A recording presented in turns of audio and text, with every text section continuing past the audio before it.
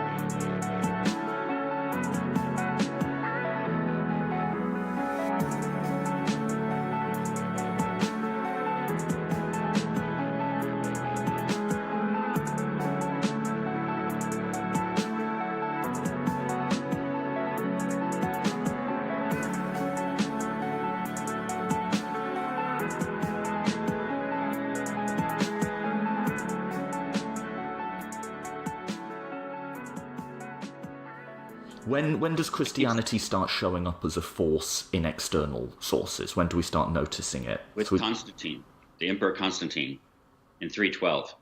But if Constantine had not taken on Christ as his patron god, Christianity could have just dissolved into the history. But notice this also, not only did Constantine promote Christ, Constantine ruled for a long time. He called together the Council of Nicaea, which is really where you can date the beginning of Orthodox Christianity. And then Constantine dies after ruling for a long time. And then notice how his dynasty, which was, except for Julian, the so-called apostate, who only ruled for 2 years and tried to destroy Christianity and tried to resurrect, paganism or the traditional religion. Except for Julian, Constantine or one of his descendants reigned for 100 years more. And you have to have Theodosian at the end of the 4th century to actually have Christianity declared, the religion of the Roman Empire. But presumably Constantine, I'm not saying it was the majority or anything close to that, but presumably it was a hell of a lot bigger than it was in the time of Paul. If in the time of Thessalonians, let's say, you have a few dozen house churches with 10 to 20 people in them each, maybe 500 people in this movement, it seems really just statistically unlikely that the emperor of the world would find this really obscure sect and make it must have been at least in some areas 5 or 10% of the population for him to even have noticed it. You get sort of sociological type scholars who will continue to put out guesses, but you get wildly disparaging things. And I think Rodney Stark, for example, who was trained as a sociologist and has published a lot in early Christianity, most of it, I think, not very good. And I think partly he's been overly influenced by a certain kind of evangelical Christianity. A lot of his sociology of early Christianity, I think, is almost more apologetics. But he argues that there are certain aspects of Christianity, such as them teaching that you shouldn't expose infants, you should take care of the poor, you should take care of the sick.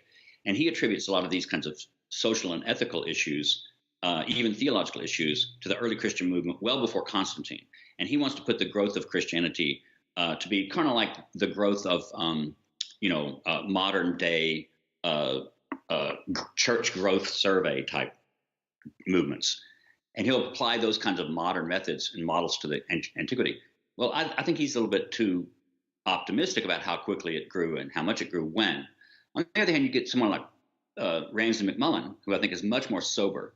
And he kind of goes around the empire and he says, okay, how many people can we actually count who went to this council? Okay, if there are this many bishops, how many actual Christians would one bishop have, be over in different places? And he actually goes and looks at the canon lists and of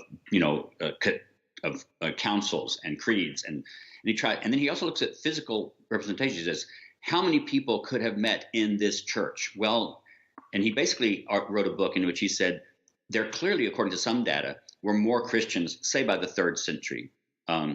There were more Christians who called themselves Christians and were trying to worship than could have fit in what we know of the existing buildings. So where were they meeting? And he says, well, they were meeting outside. They were meeting in cemeteries. And they were, he basically wrote a whole book in which he tries to get the numbers of how many physical structures we have to jive with what other population issues we might think. But they're just all across the map because we don't have the data.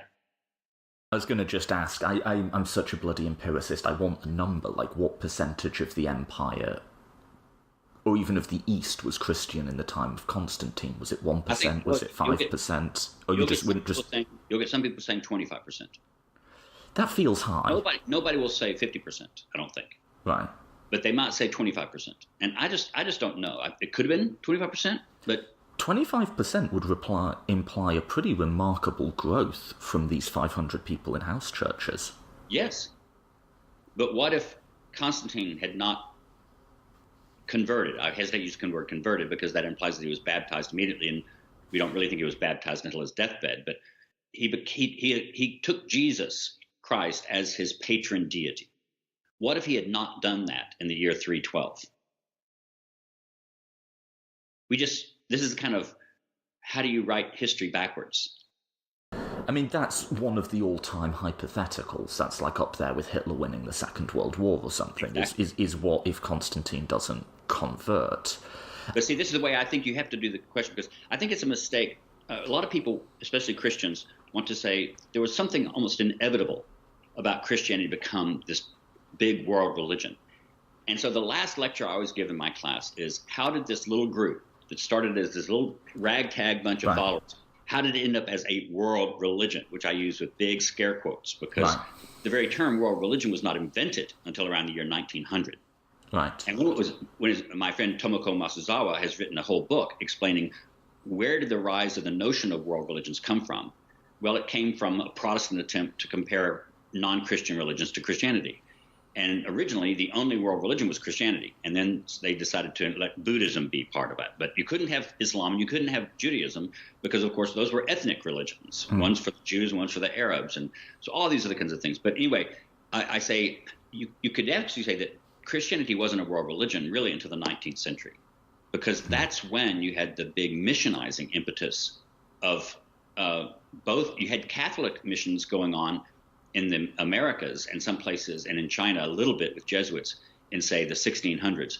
But really it was the 19th century that, with Protestant missionary activity in Africa and Asia, that you got the real planting of Christianity. So now, for example, people will point out Christianity is growing much, much faster in Africa than it's dying in the West. So Christianity will be an African religion in less than generations. I guess I stand corrected. I was using the phrase world religion just to imply like a meaningful section of Roman society, which is, you're right, the phrase world religion has completely different connotations. But you can't say, when did Europe become Christianized? Right, well, I mean, it's a process from like the 12 people who claimed to have seen a resurrected Jesus to the 5 to 25% at the time of Constantine, to eventually the majority, right? But that's a historical question, because then you have data that you can say, okay, when could we call Britain Christian? Right. But then we're getting a bit closer. We have more historical sources there. But what I was going to say was staying with the Constantine thing.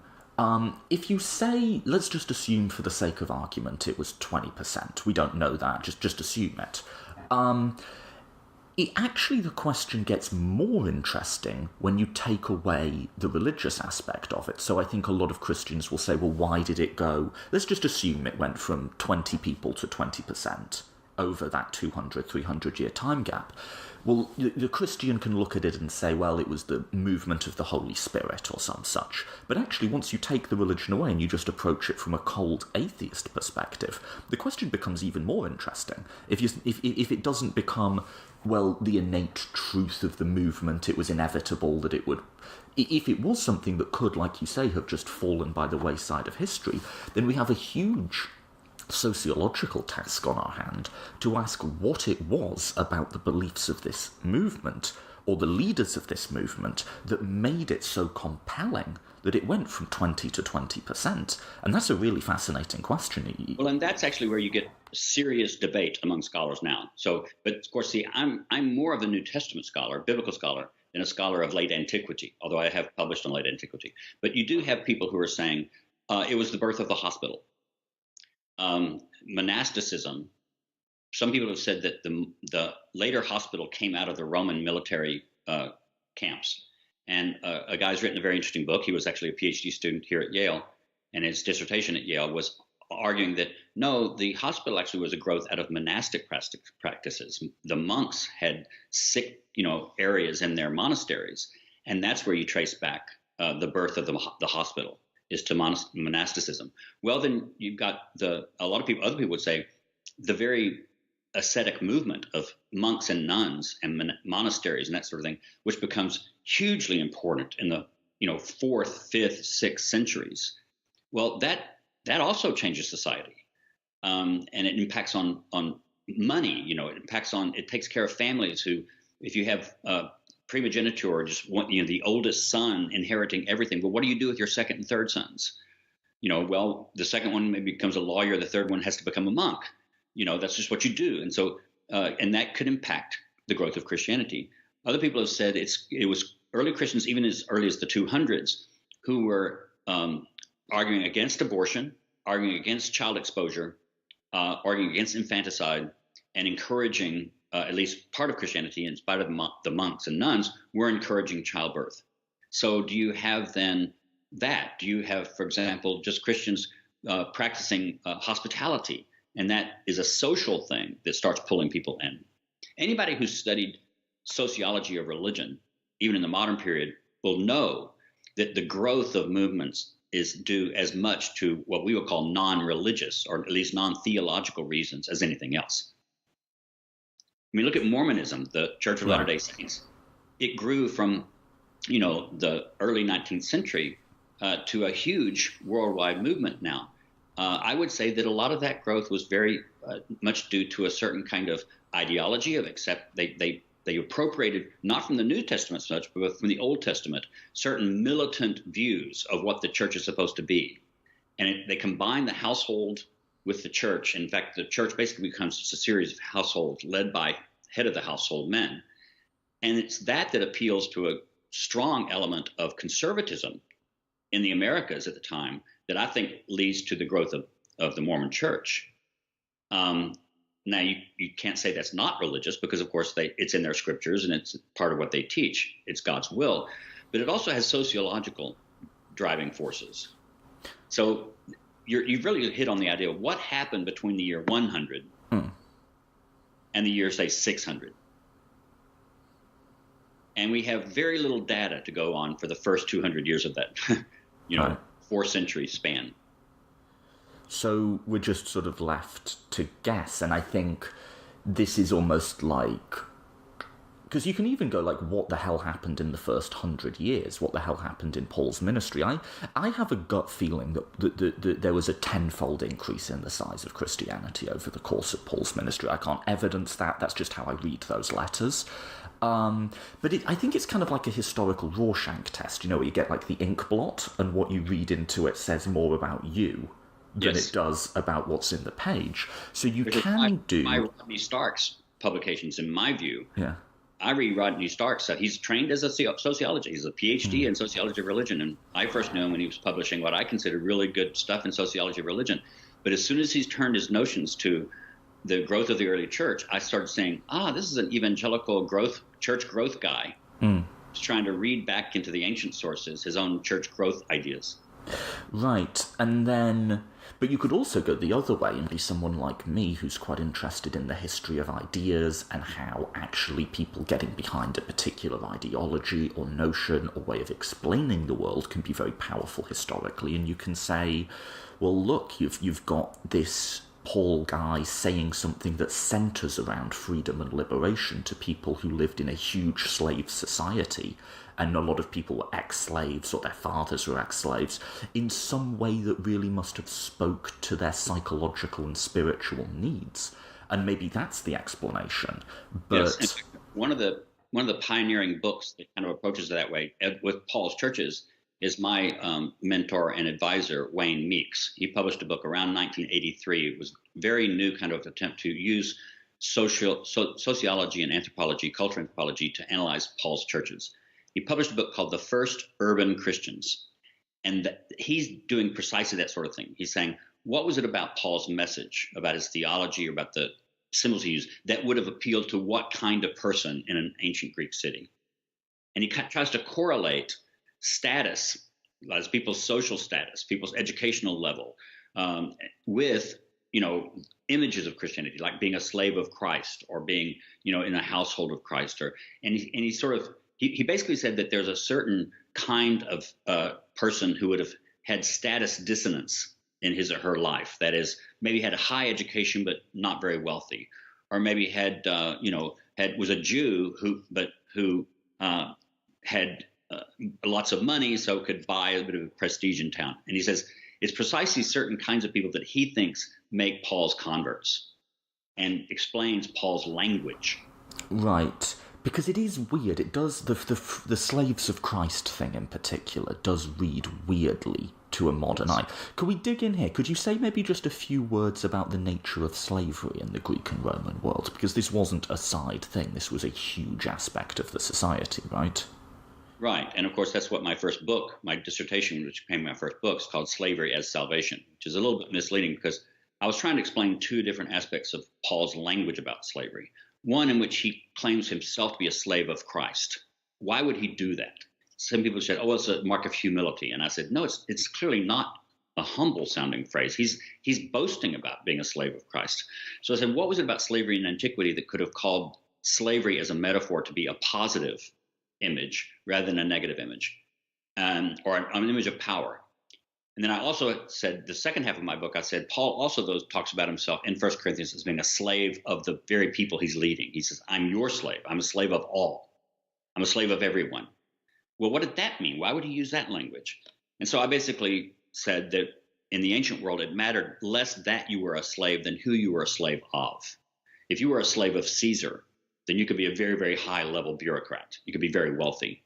In fact, some of the wealthiest people and the wealthiest men in the first century around the time of Nero were imperial slaves. They were slaves of Caesar, and they ran bureaucracies. And so they amassed great amounts of wealth and slaves of their own, and even freed persons of their own. So I said, being a slave of Christ would have sounded to people like being a slave of Caesar if you have the requisite honorary feeling for Christ himself.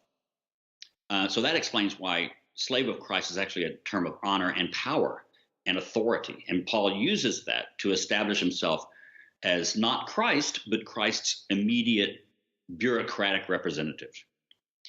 On the other hand, when Paul's talking about, I'm your slave, I'm a slave of all, I've become a slave of everyone, he's actually taking what was a democratic political metaphor, because certain advocates of the democracy in 5th century Athens, the democracy in Athens, the politicians, and these were called demagogues. Well, the word demagogue just comes from the Greek for a leader of the people. It didn't have a negative meaning necessarily, except when Plato used it or something like that. But certain politicians were arguing for the democracy against more conservative Athenian politicians who were arguing for monarchy or oligarchy or something else. And they would call themselves slaves of the people. And then they would appropriate certain things like, I become all things to all people. I may be a person from the upper class, but I dress down. It's sort of like, modern American politicians. George W. Bush comes from an elite background, but he tries to, walk in a Texas swagger and talk with a Texas twang. Well, Athenian politicians would try the same trick. And I identified that as a political trope called the demagogue topos, or the demagogue commonplace. And Paul is actually appropriating this in 1 Corinthians to portray himself as being from the upper class, but lowering himself for the sake of gaining converts to Christ. So all of these things, though, show that the slavery, even as a metaphor, was highly complex in the ancient world. Right. And you get stuff even before Greece and Rome, like people in ancient Egypt used to talk about being slaves of the pharaoh, and they clearly didn't mean anything bad by it. No. I mean, it would sound weird today. Even the most weird and sycophantic of Trump's cabinet wouldn't call themselves slaves of the Donald. It would just... Exactly. it would just sound odd. But they did it back then. Go ahead. In fact, you talk about Egypt. There are a lot of ways slavery works as a trope in Near Eastern societies before Greece that are similar to, but not exactly like the things that I've pointed out. So slavery in Near Eastern, like Babylonian and Persian societies, slavery occurs as all kinds of different metaphors, and many of which are very positive. So the Hebrew word eved in the Hebrew Bible is used very positively quite a bit. Prophets are eved, they're slaves of Yahweh. That's a Near Eastern context. It means a little bit different when you get into democratic Greece, because you have new ways of using slave language in political commerce. Then it's still different in Rome, because slavery in the Roman Republic and the Roman Empire is different from Greek slavery. For example, if you're a slave of a Roman citizen and you're freed by the normal means of manumission from a Roman citizen, then you automatically become a Roman citizen yourself. See, that never happened before. You couldn't use slavery as a way to move up in society. But in Roman slavery, because of the particular legal situations and social situations of the patron-client structure and the way slaves have a different legal kind of status in Roman law. And I argued this also, slavery for some people actually could be used as a status of improving category. You could go through slavery and because if you're freed by a Roman citizen, then you are a Roman citizen yourself. Now you're a freed man, not a free man. So freedom in the ancient world is also much more complex than it is for us. There are free people, there are freed people, and then there are slaves. So if you're manumitted by a Roman citizen, you become a freed man, not a free man. But your children, when they're born Roman citizens. So they're up to even higher status than their father, you see. Right, so he's using the experience of manumission, of release from slavery, which must have been a very powerful psychological experience for people who went through it, and presumably many of the people he's preaching to did, as a metaphor for some sort of spiritual salvation. But then I'm going to just do two quotes, one from Galatians and one from Romans, that seem to be quite contradictory. So there's Galatians 3, where he says, we were under the custody of the law, locked up until the faith would come and be revealed. And skipping ahead a little to 5, for it is the freedom of Christ that has set us free. Stand free then, and do not let yourselves be burdened again by the yoke of slavery. So Christ is releasing you from sin and the law, and then you're finding freedom, which is a man-mission model. But then in Romans, it seems to be contradicted. This is Romans 6:15. I won't read all of it. But he says, you're slaves to sin, but not to grace. And it's almost like a transfer of ownership model, where he's saying, you were a slave to sin, now instead become a slave to Christ. And that's much better, because if you're a slave to sin, that ends in death. And if you're a slave to Christ, that ends in life. But those seem to be two different structural models, one of release, one of transfer, and two quite different moral visions, right? Or is there a reconciliation there? Well, that's just because slavery is so complex in the ancient world that you can use it for a lot of different ways that even sound like they're contradictions. I don't think there's any contradiction in Paul's thought about it. But yes, and it also brings up something that I wanted to say about the difference in the modern notions of freedom and ancient notions of freedom. Modern notions of freedom are very much linked to an individualism and an abstract notion of freedom. If you're free, you're just free. No, I don't think Paul ever thought about that freedom that way, nor did he ever. I don't think anybody else did. I think that their notions of freedom was always a socially constructed constraint. You're only free in relationship to something else. So Paul will often talk about you've been freed from sin so that you can be slave to God, or something like that. So you're only free from a particular thing, and you're freed for something else. So you're never just free in the abstract. You're free in relation to someone or something else. And Paul uses all sides of that. So when he says, notice he doesn't say you're freed from your slavery to sin. Now you can do whatever you want to. No. You can't do whatever you want to, because you're enslaved to Christ, or enslaved to God, or enslaved to something good, or even if he sometimes will say, not saying you're a slave to this, but you are freed for this. You're freed to this. And so being the very notion of freedom in the ancient world doesn't mean what it has meant since the Enlightenment to the modern West. And it's always because they always thought of everyone. There was no such thing as individualism, really, in the ancient world. That's much later, You're so embedded. Everything is embedded, and everyone is embedded. And you can't. So, for example, when modern people get in these really worried things about, especially people who aren't Christians, they will say, well, if God foreordained me to be a Christian and foreordained this, which the Bible, of course, teaches, and a lot of theologians would say, you are predestined to believe in God and to be saved. Well, doesn't that destroy free will? And, the ancients don't think that way, because they think of any person who's free is only free to make decisions in a certain context. So some theologians will put it like this. Imagine yourself as an ant on a basketball. Right. You're free because you can decide to go to the right, decide to go to the left, straight, turn around, but you can't escape the plane of the basketball. Right. And that's the way humans are in Christian theology. We can't escape the being of God. So we can both talk about our free will and insist that we do have free will. But that doesn't mean we can do literally anything, because we are constrained by the being of God. And that's the way Paul thinks of freedom. Paul thinks of freedom only in a social context. You are free to be maybe a free citizen of the body of Christ. But if you try to get out of the body of Christ, that is not an expression of freedom. You only can be free in a constrained system, because that's just what human nature is like. Yeah, and you're right. I would say there's 3 or 4 big ideological pillars on which sort of, I hate to use the word the West, but the Western sort of view is based. One is freedom.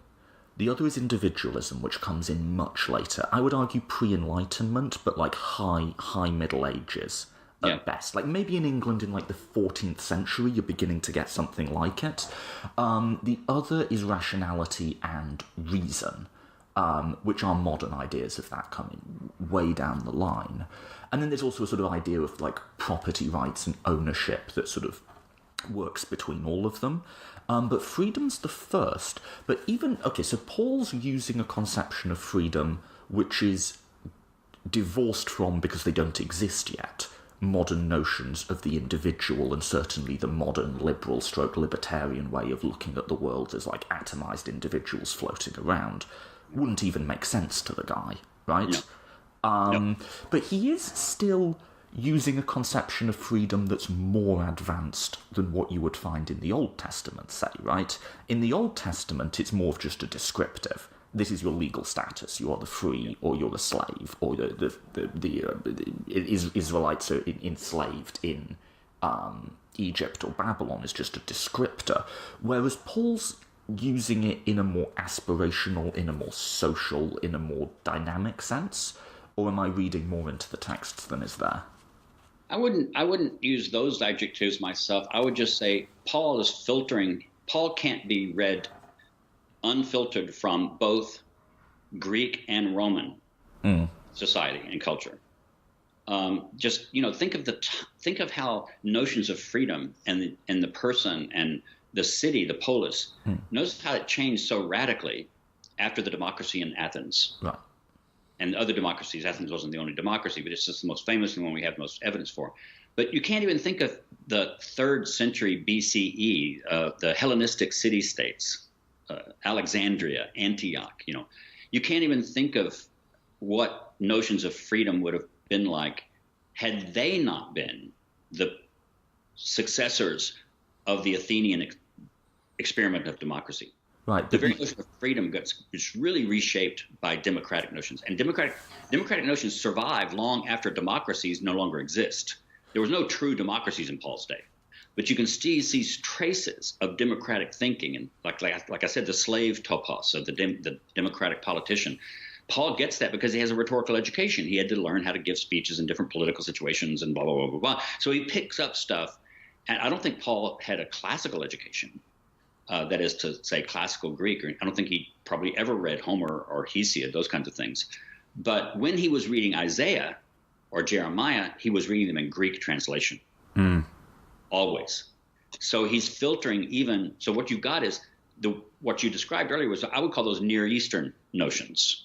Right. And then you get the democracies, the Greek democracies, and they just changed the world. And then they set up democracies all over the Eastern Mediterranean and the West Mediterranean. Marseille in France was a Greek colony, and it's way in the West. And then things change again when you have Rome, because Rome learns from Greece, but then everything's filtered through the Roman Republic, even the later empire. And then when you get really deep into the empire, what I've argued is that you get notions, brand new notions again, which introduce a hierarchy and monarchical idea and the hierarchy of society and the king. By the time you get to Constantine and Eusebius, you no longer have anything remotely like a Greek democracy or a Roman republic. You have an empire. So we should close soon, but there's one reading of this I've always really liked, and maybe it's a slightly idealized version, whereas freedom through that process that you've described almost becomes like an ideological seed that's dormant, but it's always there and can always reflower. So you have, like you say, in the ancient Near East, you have slaves and you have freed persons, but it's not a value, it's not a participatory ideal.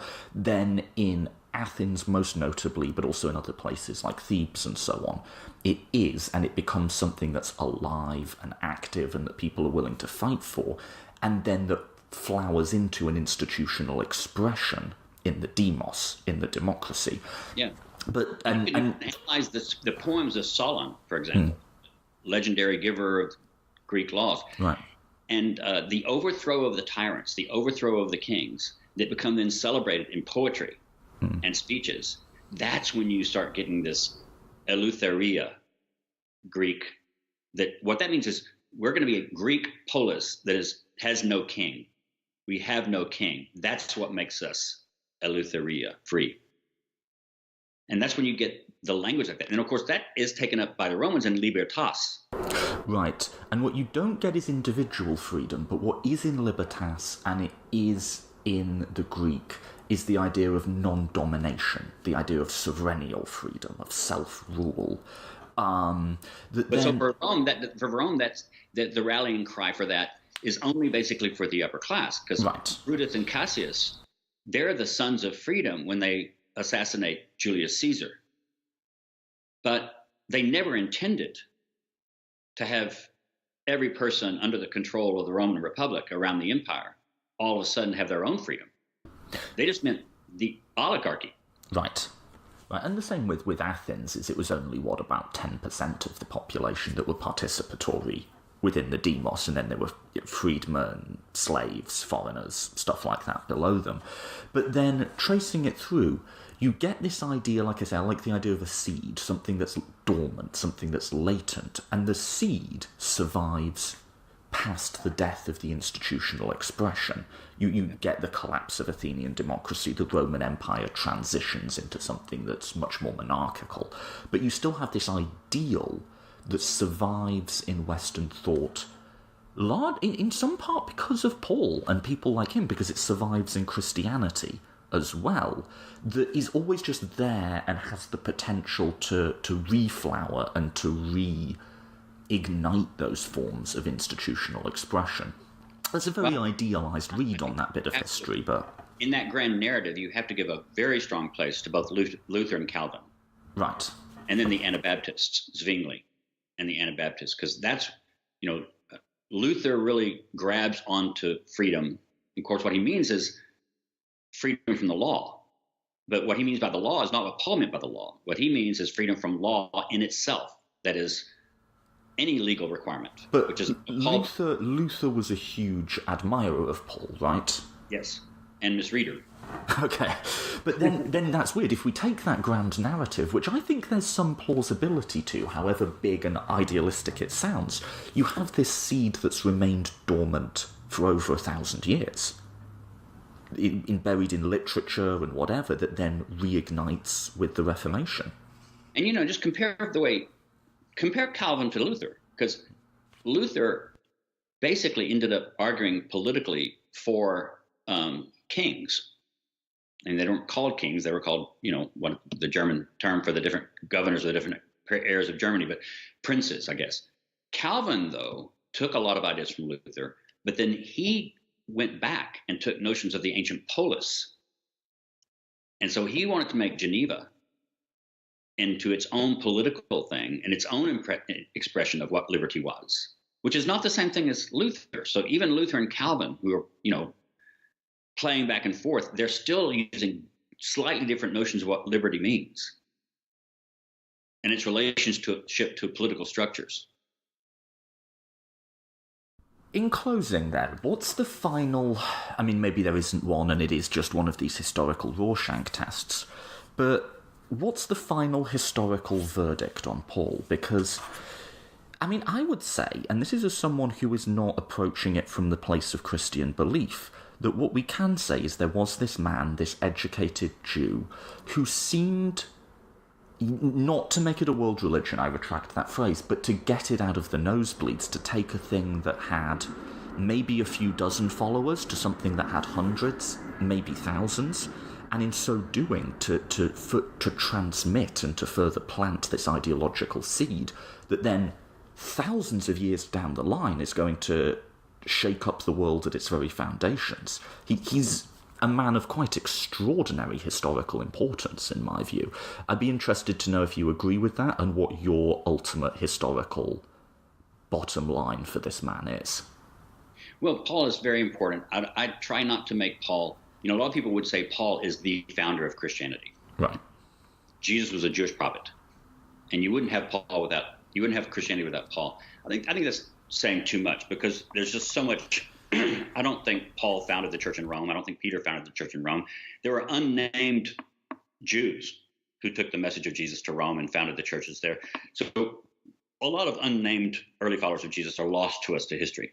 But I do think that some things that Paul seems to have been rather innovative are super important for the success of his mission. One of which is that he figured out a way to bring Gentiles into the church without making them fully Jewish. They didn't have to be circumcised. They didn't have to keep the Torah. I think that immediately enabled a lot of people who were drawn to the Jesus movement to be able to take it in. Because they could be Israelites in a sense, because Paul still talks about it as being part of Israel in his letters. But they didn't have to be circumcised. They didn't have to keep the law. They could still eat pork if they wanted to. That was huge. Paul, at least for his churches, settled that question, that you can be a Gentile, you can be a former Gentile, because he still doesn't talk about them as Gentiles, but you don't have to become literally a law-abiding Jew to be a member of this body. And I think that was very unusual at the time. The second thing Paul did was he was a great organizer. The very fact that he saw his churches as all being a network and linked them together by letter writing. See, that's very innovative. Jewish synagogues didn't do this. Paul's model could not have been Jewish synagogues, because they didn't see themselves they didn't send emissaries all around and write letters to each other trying to influence each other's behavior and trying to maintain contact. And they didn't raise money. See, like Paul was raising money from all of his Gentile churches to support the Jewish church in Jerusalem. That also shows that he has this vision of one church that embodies the whole world, not ethnicity. So all of these things Paul is pretty innovative about. And notice none of them are directly readings of theology. They're organizational aspects. And so those are the things I think Paul deserves a great deal of credit for turning what was a Jewish movement into what potentially could be a universal movement. And then in organizing it structurally with letter writing. And then, of course, he leads the way to the later invention of having bishops and priests and deacons as the three-tiered hierarchy structure, which you already see in the letters of Ignatius around 110, but you don't see that everywhere. But then by the 3rd, 4th century, that becomes the structure for Catholic Christianity. And I think that's also super important for the growth of Christianity later. You said earlier you think Christianity doesn't happen if not for Constantine. Does it happen if not for Paul? I don't know. I think that we don't know enough.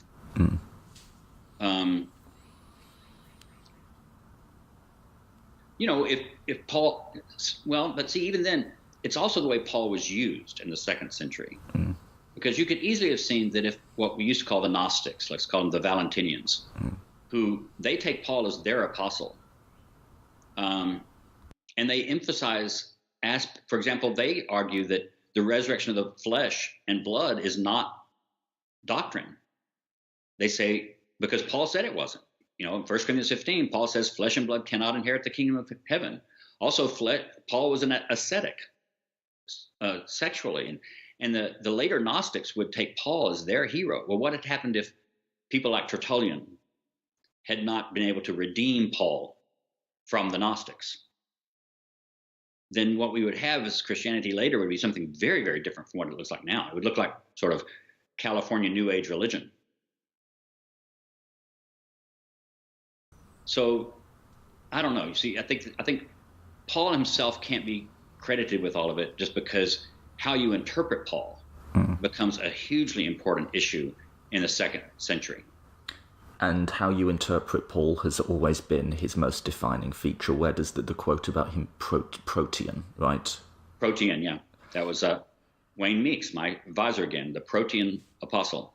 Meaning the ever-changing.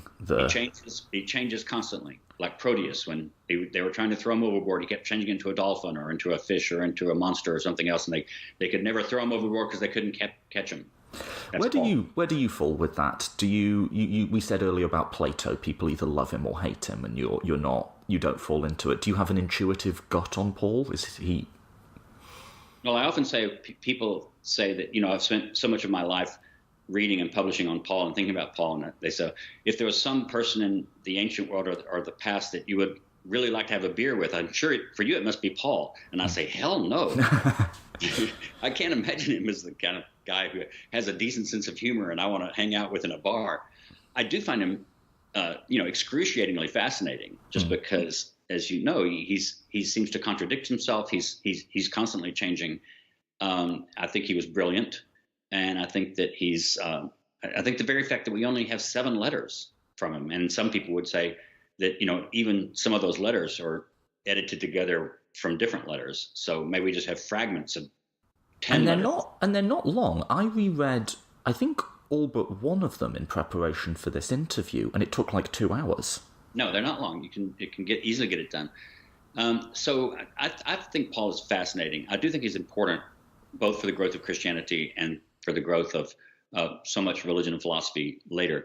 I don't like what I consider overemphasizing it and saying that Paul was the founder of Christianity or the founder of the West, which is a lot of some people will say. I think that it's very much partly because I've been so much in my career trying to situate Paul very firmly in the first century. Which is the sort of George Bernard Shaw critique of him, that Jesus was just like this hippie who got crucified and then Paul has to go and spoil everything. Right.